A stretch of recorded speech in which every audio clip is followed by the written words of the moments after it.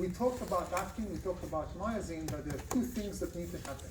First of all, the actin binding sites on the myosin filaments need to be available, right? For the myosin heads, the one we see here in red. And the second thing that we will discuss today is how we put the myosin heads in the right angles so when the sites are available, they can hook up and bind them. But both things have to happen in order for the muscles to contract, in order for the myosin heads to start the starting filament process. Okay? So we left off here, we talked about the fact that actin and myosin link to each other, but then we have the guy who ruins it all, and you guys remind me, which is the one? Tropomyosin, right? So in a resting state, when the muscle does not contract and it rests, what we have is that fibrous protein, here labeled in orange or brown, that is basically sitting on the binding sites. So when tropomyosin is there, the myosin heads cannot bind. Even if they have the right angle, the right energy and everything, they just cannot bind. The sites are not available. So in a resting state, tropomyosin blocks myosin from binding to actin. That means that in order for the muscle to contract, what do we need to do? We need to remove tropomyosin from that site. That's one of the two key things we need to do. Again, the second one, the angle of the myosin head, we'll talk later on. And we are not going to do it directly, but we're going to follow a theme in biology, which is the whole idea of configurational change upon binding. And the idea that if Carl, would you mind shake hands, but stay shake hands with Miranda? Great, and now with me. So if Kara is shaking hands with Miranda right now, but I'm changing Kara's angle, right, that will change their angle as well. Thank you. So the idea is that you do not need to go to bind to a molecule directly and change the configuration. You can bind to a molecule that binds to the other molecule, and that's exactly the case here. And the other molecule is going to be, which one? Troponin. Troponin is actually three proteins, but we put them together as one complex as troponin protein. And this is the one labeled here in yellow. It is not blocking the binding sites, but it's binding, not covalently, but just interacting with myoglobin. So what we're going to do, we're going to go backwards. Kind of like the goal is to change the configuration of tropomyosin. What we're going to do, at the right time, at the right place, we are going to change the configuration of troponin.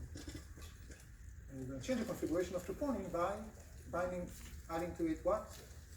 Calcium, exactly. This is why calcium is so essential for muscle contraction to take place.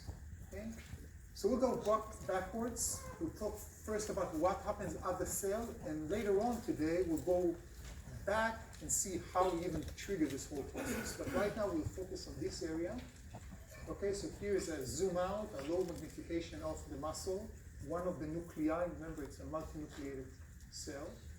And what we see here is the SR, or sarcoplasmic reticulum. Sarco, anything to do with muscles. How do we call the counterparts, the parallel of the sarcoplasmic reticulum in non-muscle cells? Endoplasmic reticulum, and they have the same role. But here we also have an additional function, adjusted for its role in evolution. And we will talk about the sarcoplasmic reticulum, and we are going to focus on the ends of the sarcoplasmic reticulum, which look like expansion, like sacs that you see here in blue. And they're found right here close to what looks like yellow labeled tubes here that we call the T tubules. We will talk specifically about what those T tubules are today, later on. But right now we just think about them as yellow labeled tubules. Okay? And when we zoom in, what we see here is the yellow labeled tubules, the T tubules, right here. And we see the expansion at the edges, of the ends of the sarcoplasmic reticulum. And we call these the terminal cisterna. Terminal cisterna in singular, and terminal cisternae in plural. Always a rule in Latin, the E at the end. So again, terminal cisternae and are part of the, or expansion, sac-like structures of the SR. And what the terminal cisternae are filled with are those red labeled dots, which are calcium molecules. And they have high concentrations over there, much higher than the concentration of calcium found in the cytoplasm. There are also high concentration of calcium outside in the ECF, shown here in light blue. Remember, look at the left diagram for that. that the cytoplasm of a skeletal muscle is basically, it's not a regular cytoplasm which looks empty, it's never really empty, okay, but has all these organelles. This is highly, highly dense with all the myofibrils, all the cylindrical shapes that we discussed last time, right? Because we want as many myofilaments to pull, we want as much contraction forces to be pulling the skeletal muscle.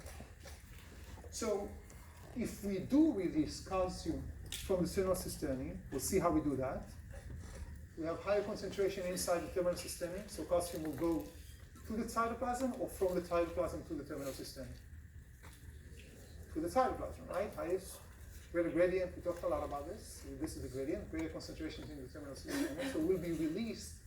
And once they are here, they will bind to troponin. That's the basic idea here. So, upon neural signals, and you know what a neural signal is, right? What's another name for a neural signal? Action potential, exactly. But how this goes, we'll talk later on today, so we'll go backwards. Just imagine we have something, and as a result, there's magic, and we release calcium from the terminal cisternae to the cytoplasm.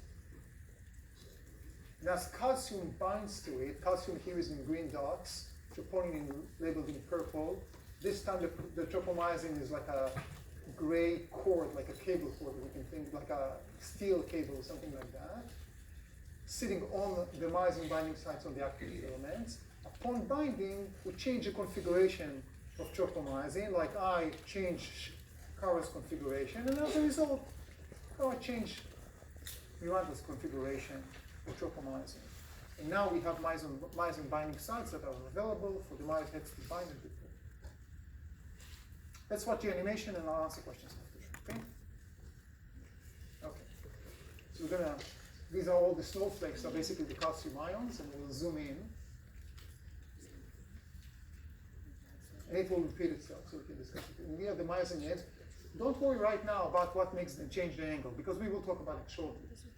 What you want to focus is right now is on the calcium ions that basically bind to troponin, change the configuration of the bluish tropomyosin, and now the myosin heads can bind. What will happen if the myosin heads, let's start with our what if. If the myosin heads change the angle, we'll see how shortly, but there's no calcium. Would they be able to bind? No. So this is a must. It's essential. It's not needed. It's essential.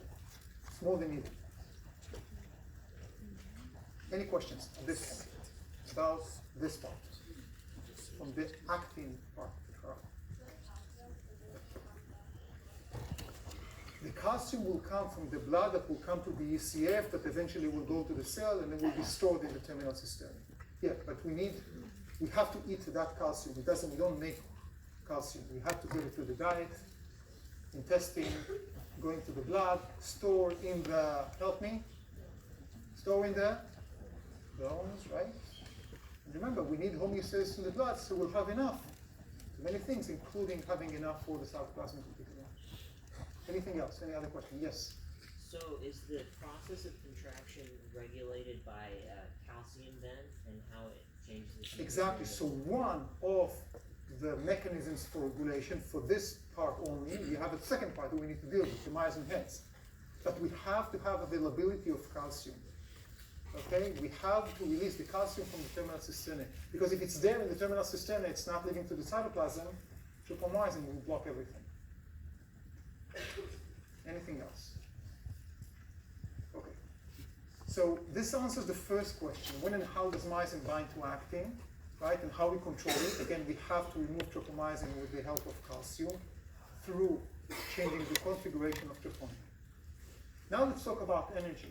Now, of course, energy is needed for any movement, but now we'll talk about the second part, about the myosin head when we focus on ATP, and this is the part that you basically should be familiar with, but I'm going to go with one step at a time. Okay? Just to repeat what you read about. So it's a cycle, we call it the cross-bridge cycle. The cross-bridge is the crossing the bridge, basically, and this is when the myosin heads bind to the thin filaments.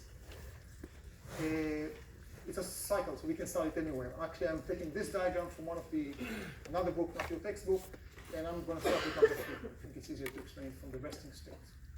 So we have here the myosin and the myosin head. Okay, where if I continue this line here with my laser pointer, where is it going to start? Remind me. What do I have here? The M line, right? I have to anchor the myosin, the thick filaments, so they will not slide themselves. They will stay anchored. Great. And now I have the myosin heads, and they are in the what we call the low energy angle position. At this point, even if the myosin heads are, the myosin binding sites are available, they cannot bind. Now, for the sake of the cross-bridge cycle and discussing ATP, let's assume that there is enough calcium and that the myosin binding sites on the actin filaments are available. So we change, we moved tropomyosin out. Energy, typically ATP, right? So we need a molecule of ATP, and we'll talk about where we get the ATP from on Thursday at the end of the lecture. But right now we have a molecule of ATP. ATP is bound to the myosin head. Why doesn't the myosin head change its configuration to the high energy? I'm asking you guys. Yeah. It has to be hydrolyzed, it has to be broken, right? When it's just bound, when it's ATP, it's potential energy. You need to break it down to yield the energy, to use the energy. So the first step that happens will be the breaking down of ATP, the hydrolyzation of ATP, hydrolysis of ATP. For that we need to have an enzyme, right? An ATPase. Where do we have the enzyme coming from? It's the myosin head itself. It has the enzymatic activity. Exactly. So the myosin head uses its enzymatic activity to break down ATP to ADP and PI. We got accessible energy now that is going to be used to change the orientation to the high energy state of the myosin head. And in this way, okay, the myosin now in its common position, the high energy conformation, is now able to bind the myosin heads. They have the right binding configuration. Key, lock and key, if you will. Okay? Any questions so far? So we can bind, match to each other, we have the right configuration. And the next step that happens is that now after the binding, okay, so we see the attachment, now the ADP and the PI are going to be dropping off, and the rest of the energy that was building in a way from the hydrolysis of the ATP is now being used for changing again of the myosin head angle. This is what the famous power stroke that we talk about. I always have each and every semester in 252 student athletes from the rowing team. Do I have some this semester? Anyone? Thank you so much. You saved the day. I have no idea why rowing and 252 works together, but kudos for you guys. Okay, why am I talking about the rowing team? That's exactly how we row a boat, right? It's the same thing. You put the paddles like this, right? And then, oops, you pull, that pushes you forward. That's exactly the idea here. So what we have here is myosin heads. Once they're bound to the actin filaments, to the myosin binding site, now the change of the angle will pull, in this case to the left, will pull the myosin side, the actin filaments, starting filaments theory that we discussed so much last time. That's the idea. So we have to have the ATP to provide the energy for the myosin head to change the angle and later on to change it again to form the power stroke.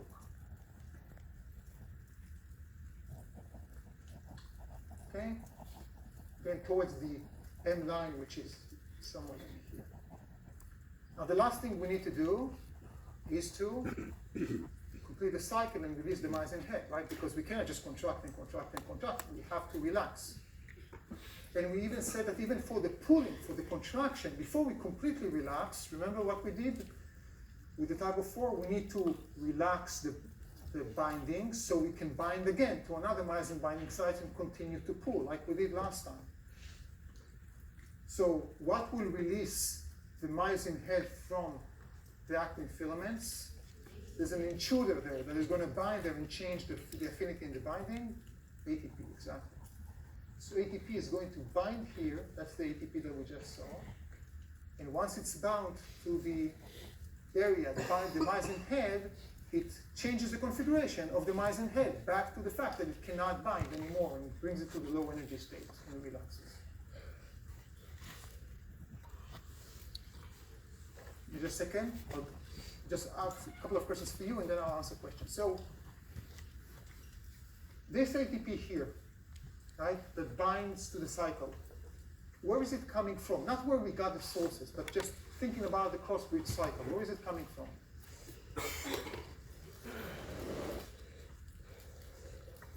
Okay, so I need to be clear, because yes, it's coming from the cytoplasm, it comes from different ways, but when we think about a cycle after cycle after cycle, this ATP, what did it do in the previous cycle? It's the same ATP molecule that just released the myosin head. It's being used for the next cycle, okay?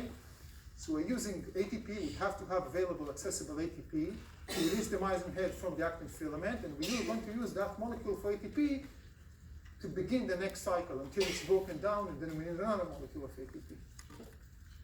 That's one question. The second question, before I answer your questions, is what do we see here? Something that is not necessarily a common knowledge, right? If you're not studying this stuff. It makes sense that you need ATP for contraction. Like if I go to I don't know, my daughter, who's the last thing on earth she's interested in anatomy and physiology, and I'll ask her, do you need energy for contraction? She will say, sure, right? You all know this. What do we see here? In addition to that, we need energy for relaxation. Exactly. That's very important. There are two reasons for that. We see one reason now. We'll talk about the second one later today. Questions? Yeah. So the ATP hydrolysis is what causes the head to go into the comp position. But how exactly does the release of The release, great question. So first of all, the basic energy that both for the change of the angle and the later change in the angle comes from the ATP hydrolysis. The actual change in the power stroke comes from the fact that the PI, the phosphate, is now leaving. Okay? That's the second change of configuration. But the basic energy, the potential energy was here for all of this, right? And the hydrolysis provides you with the energy. The release of the phosphate, the inorganic phosphate, gives you kind of like the last part. See already.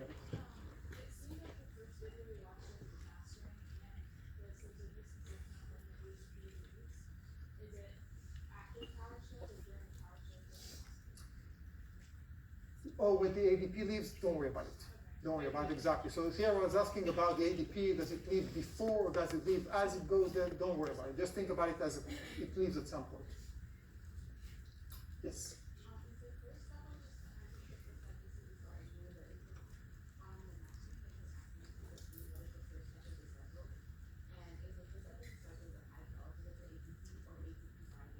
The first step of the cycle will be whatever you choose it to be. I'm not going to ask you what is the first step.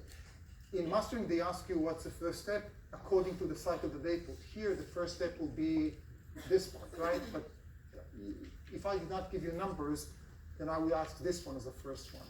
I'm thinking about this as the first step just for the simple fact that this is starting from resting state. So the first step will actually be not ATP binding because that came from the previous cycle, but the hydrolysis of the ATP. But again, it's a cycle. You'll decide which one is the first step. Yes. Yes, so, oh yeah. So just to make sure I'm confused, they would ask about the same ATP molecule, okay? So the ATP itself, let's start with this cycle, okay? The ATP itself hydrolyzed, right? So we don't see it anymore. We need to recycle ATP. And now we have a new molecule, right? Imagine my laser point is a new molecule, right? This laser point is going to bind here, so here, to detach the myosin head from the actin filament. And the same ATP, remember my laser point, is now going to serve as the new ATP. So the same ATP molecule that released the myosin head from the actin filaments is the one that will be hydrolyzed in the next cycle. And then we'll need another molecule of ATP to release, but that molecule will also be important for the first part. Yeah. So, the ATP is hydrolyzed ATP, is that, does the myosin head attack itself? Exactly, the myosin head is the ATPase. Exactly, has enzymatic activity. Yes, in the back. So what is the state of the myosin head when the tropomyosin is bound to the actin? So, what is the state of the myosin head when the tropomyosin is bound to the actin? Wonderful question. Anyone wants to suggest? What do you think? The myosin head is doing exactly the same thing as it will do with the tropomyosin or with not. It's completely independent. Okay? If you do have ATP and it's hydrolyzed, then the myosin head will be in the right position. Will it be able to bind to the actin at that status? No, exactly. Okay? It will continue to play the energy game and the myosin angle, but it will not be able to bind. So this is where we put the second factor. We need two factors. One, calcium to make the sites available. Two, energy to change the myosin head to the right position. Andrew. So, but if we're not like physically contracting the muscle, but they still need contraction. The muscles, first of all, we never ever do not contract our muscles. Maybe I already mentioned that. We'll talk a bit about this more on Thursday, but I'm going to mention it already. I'm standing here, right? I'm still standing here. And yes, my diaphragm is contracting for breathing, but just focus on my muscles right now, okay? Ignore the fact that I'm speaking. These are also muscles, right? But do my muscles contract right now? I'm not moving my legs. Do my legs muscles contract? They do. Otherwise, I would fall apart. I would collapse. What about my neck muscles? Yes, right? Otherwise, I'll need to teach like that. This is really inconvenient. Okay?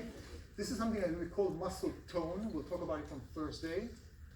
Skeletal muscles contract to some extent all the time, not all the muscle cells. But to answer directly your question, yes, they will just use some energy. Now, of course, they will not, because everything is regulated. If you don't have the calcium and everything, you will not call for more ATP to work in vain, in a way. But and you have a limited level of ATP because you need to get more ATP. But in general, the idea is that this is independent of the tropomyosin. Okay. So this is the ATP that we discussed. Let's see a short animation and then we'll continue with some questions. During contraction of a muscle, calcium ions bind to troponin. This moves tropomyosin out of the way and uncovers binding sites for myosin on the actin myofilaments. ADP and phosphate are attached to the myosin head from the previous cycle of movement. The myosin heads attach to the exposed binding sites on the actin myofilaments to form cross bridges, and the phosphate is released. Energy stored in the head of the myosin myofilament is used to move the head. This causes the actin myofilament to slide past the myosin myofilament. The ADP is released from the myosin head as it moves. The bond between actin and the myosin head is broken when an ATP molecule binds to the myosin head. The ATP is broken down to ADP and phosphate, releasing energy, which is stored in the myosin head and will be used later for movement. The head of the myosin molecule returns to its upright position and is ready to bind to actin again. If calcium ions are still present, the entire sequence is repeated. So what happens if the calcium is not present? I know we said that. It's not going to be repeated, right? So we have to have calcium. I want to emphasize this. It's not just enough that the myosin head is in the right position. We have to have calcium for that. Okay, let me start to challenge you. Let's not challenge, but let's do our own thinking, okay? So rigor mortis, okay? Rigor mortis is a real phenomenon where people after they die, the body becomes stiff, the muscles harden. In a way, they are over-contracting. And it can stay for hours until the muscles are released, right? What I want you to do, guys, is to think in groups and try to suggest hypotheses, right, on what's going on based on what we just learned. So, what's the problem in rigor mortis when it comes to the myosin heads themselves, to the angle? Who wants to share your discussion? Any ideas?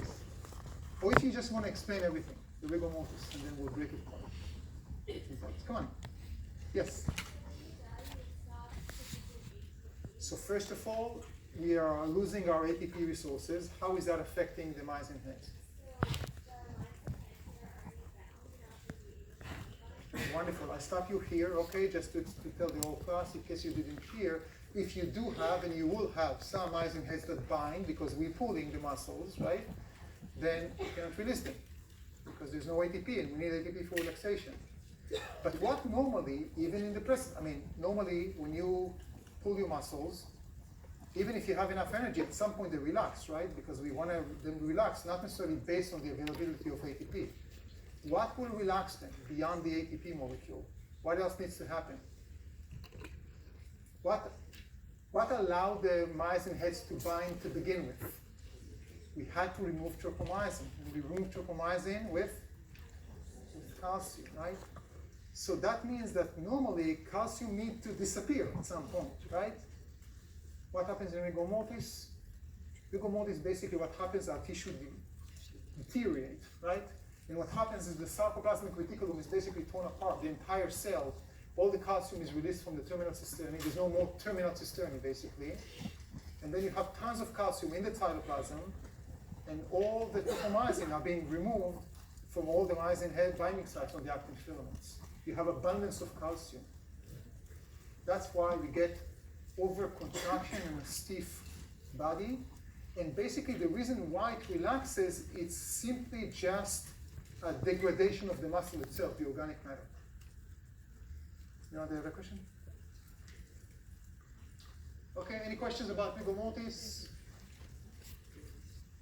Yes.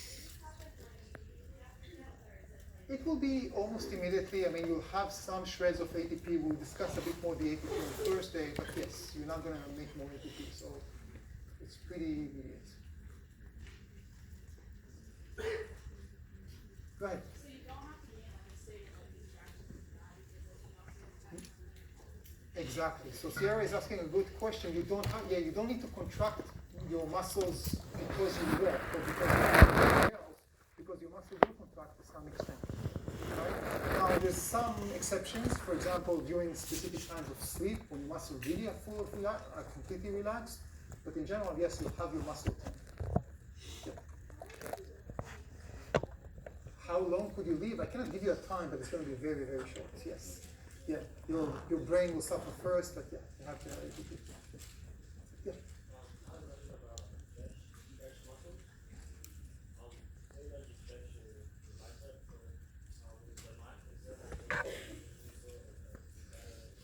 Let's wait with the stretching and contraction the first day. Okay? We'll talk about some of these, and if not, you'll ask me again. Okay. Yes, go ahead. So if you have like a increased amount of ATP and the process happens slower, does that mean the muscle gets stiffer for longer?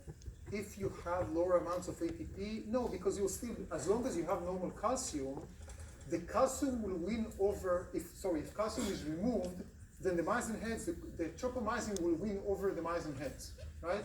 You need to really have constant availability of calcium and lack of ATP in order for this to take place. Okay.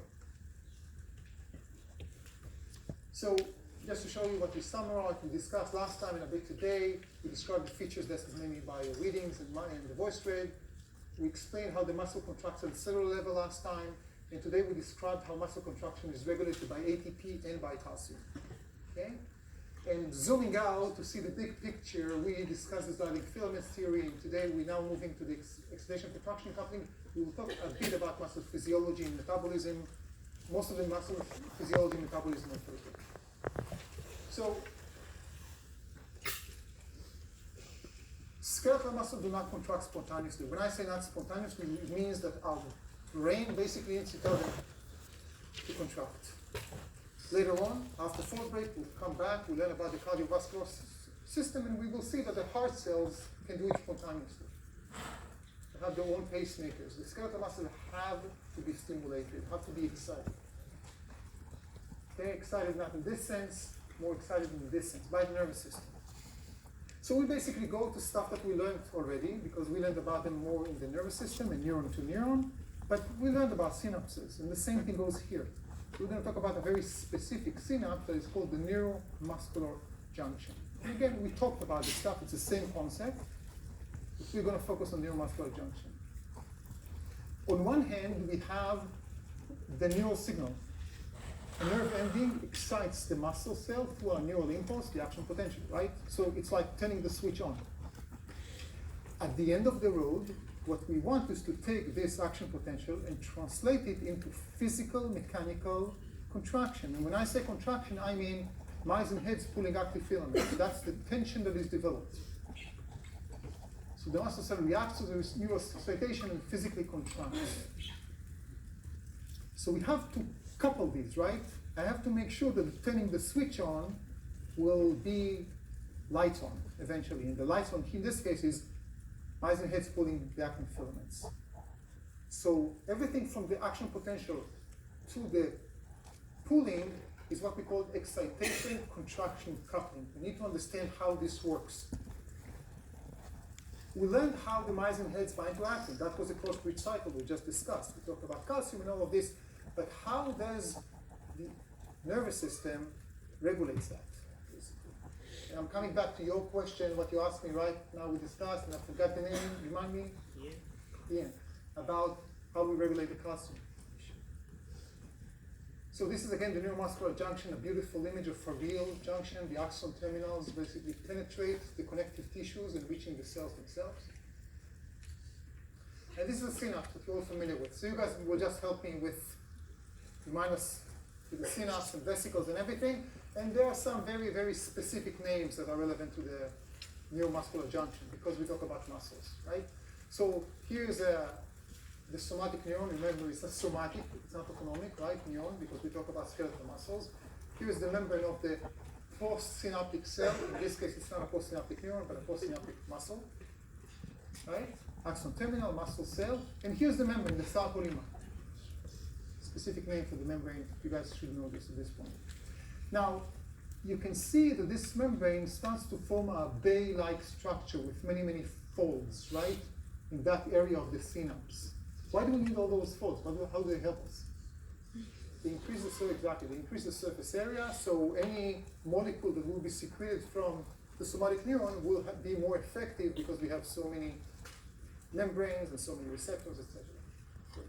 Now this specific region, the membrane, the sarcolemma that is part of the neuromuscular junction, has this name motor end plate.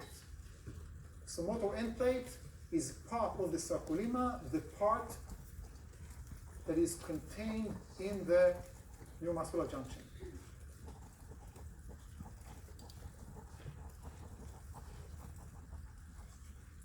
Right? In between, we have the synaptic cleft like we had in the neurons, and then we have these vesicles, and we had the neurotransmitters. How do we call this neurotransmitter? We learned about some, right? How do we call about this one? Is there a specific one? Here, what about epinephrine or norepinephrine? That can work, right? No, it will not.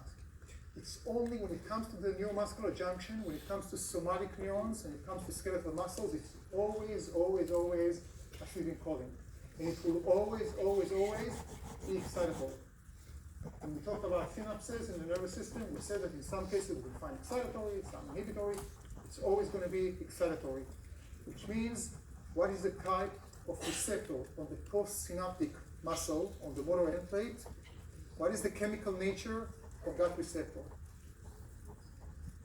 It's acetylcholine, right? Receptor to acetylcholine, so ligand 1, but what is that? Is that sodium, potassium, chloride? It's mainly sodium because it's depolarizing, right? It actually has the ability for potassium to leave as well, but we're going to discard it, ignore it, because never mind why.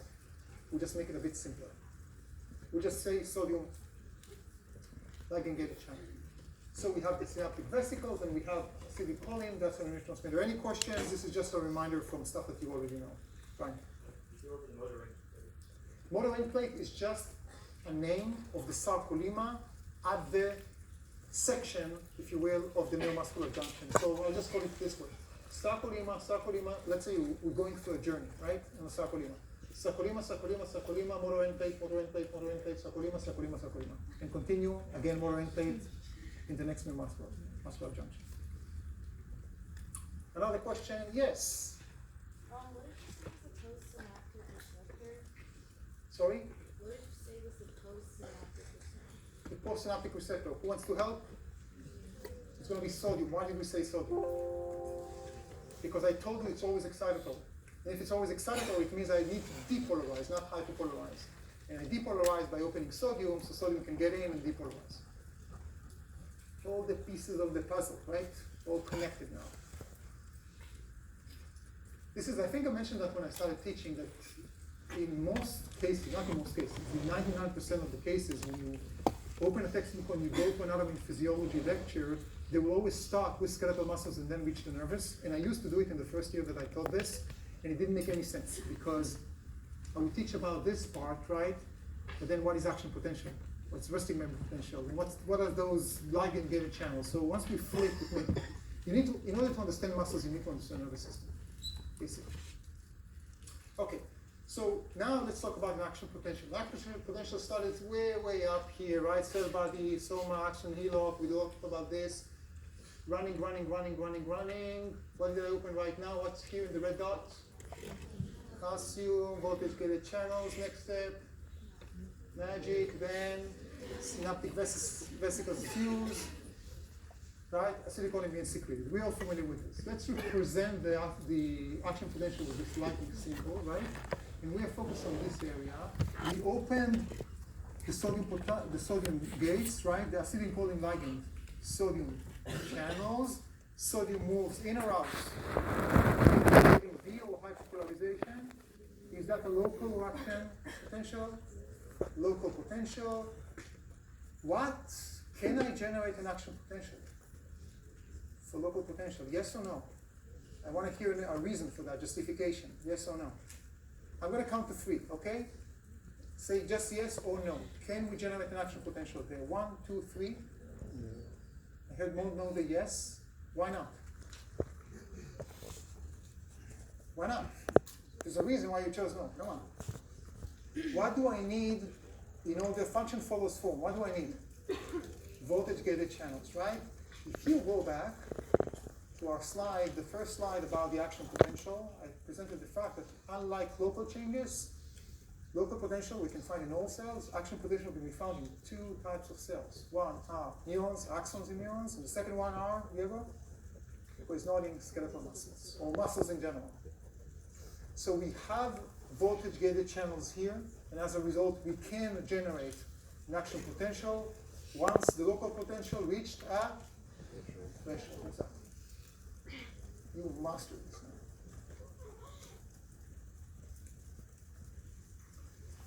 So we had local potential, and now we generate an action potential, and it goes in our diagram to the right and to the left. Can it really go to the right and to the left?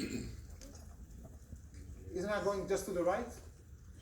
How can it go to the left? I mean, we talked so much about the refractory period and everything, because we don't have refractory period at this point, right? We have voltage-gated channels here and here, right? Remember that nervous system when we learned about the axon, and I asked you what happens if we do it in the middle? It's the same story here. So we don't have at this point a refractory period. So the action potential will go to the right and to the left. Let's follow the one on the right, my laser pointer to show the right. I'm going to the right, to the right, to the right. Can I go back? Because of the absolute refractory period, okay? We good with that? We remember this stuff? Okay. So let's follow just the right side. We are progressing, and we reach this yellow thing, and that yellow thing, to remind you, is the T-tubule. But now we can see what exactly the T-tubule is. The T-tubule is not an organelle. The T-tubule is just folding, what we call invagination, folding of the sarcoplasm, of the sarcolemma, of the membrane, towards the cytoplasm. So the membrane goes like this, and then it will go up and continue. It's not a different organelle of the body. It's just invagination, folding in of the membrane.